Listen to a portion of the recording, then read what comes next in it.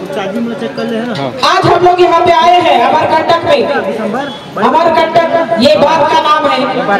अमरकोट जो है सेवा जवाहर जी होना चाहिए। तो ये हमारा अमरकोट जो है हमारे दाई दाऊ जहाँ नर्मदा का उगम स्थान है, जहाँ से मानव की उत्पत्ति हुई। कहाँ से? अमरकोट से। और ये किसका है? तुम लोगों का है। ये पूरे विश्व के गोड समुदाय का है। यहाँ पे हमारे गोड समुदाय का एक मंदिर है। आप इधर से आए हो, मंदिर है शिव जी का, शंभू का पीठ रखी है। लेकिन वो मंदिर किसके कब्जे में है? ये दलालों के कब्जे में है किसका? ये हमारे पूर्वजों का है, हमारे पेड़ पुरखाओं का है, और कब्जे में दूसरे का है।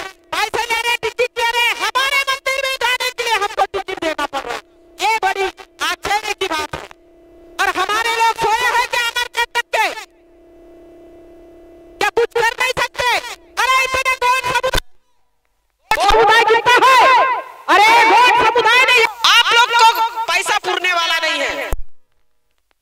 सोचना चाहिए हमारा जो समस्या होती है, अगर हम उस नेता के पास जाएंगे तो नेता हमारा काम नहीं करेगा। वो यही बोलेगा कि तुमको तो मैंने खरीद लिया है 500 रुपए में, 1000 रुपए में, 1 मुर्गे में, 1 साड़ी में। तो हम किसी के गुलाम नहीं बनना है, हमको किसी के गुलाम नहीं बनना है। अगर हम किसी के गुलाम नहीं है तो किसी के भयकाव में क्यों आते हैं? भाई का ये मत आओ।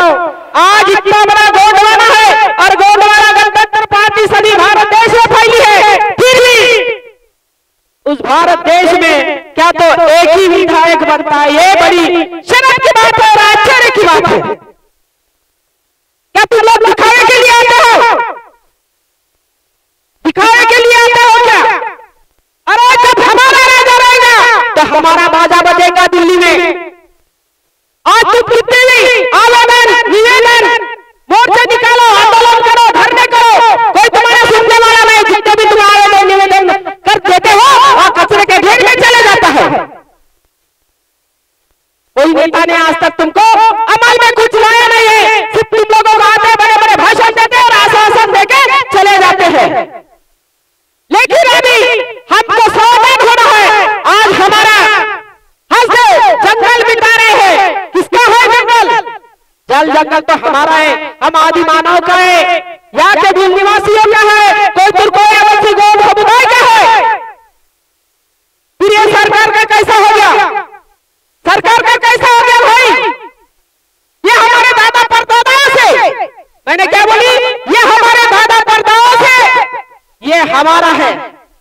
सरकार कब बनी इनकी? पहले कांग्रेस बनी थी ना, सबसे पहले तब सरकार बनी।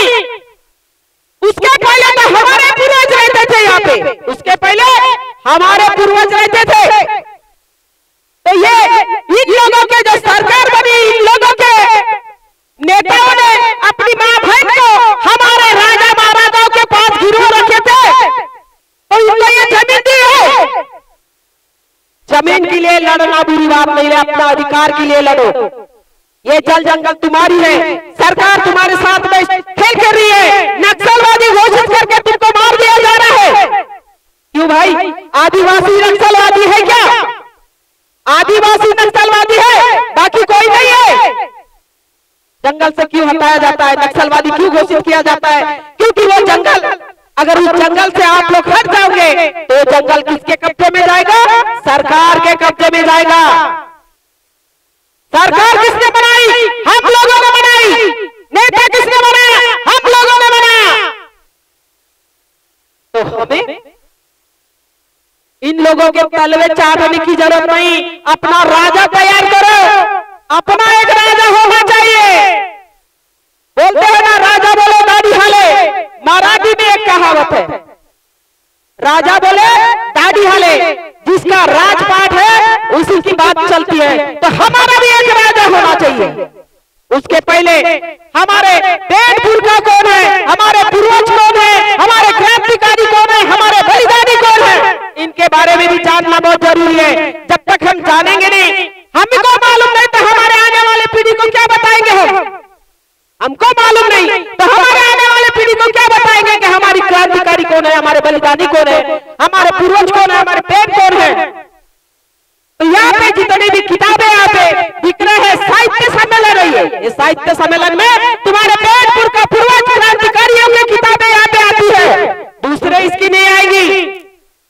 उसकी एक किताब लो, अपने बच्चे को पढ़ाओ। आपके बच्चे को पढ़ाएंगे तभी उनको उनका इतिहास मालूम पड़ेगा। उसके पहले अपने बच्चों को शिक्षा देना बहुत जरूरी है। हमारे बच्चों को अगर शिक्षा देंगे तो आगे बढ़ेगा, हमारे बच्चे को शिक्षा देंगे तो आगे बढ़ेगा।